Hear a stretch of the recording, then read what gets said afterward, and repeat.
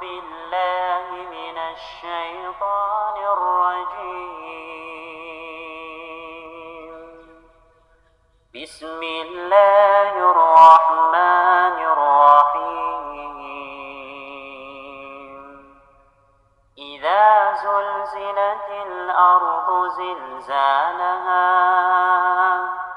وأخرجت الأرض أثقالها وقال الإنسان ما لها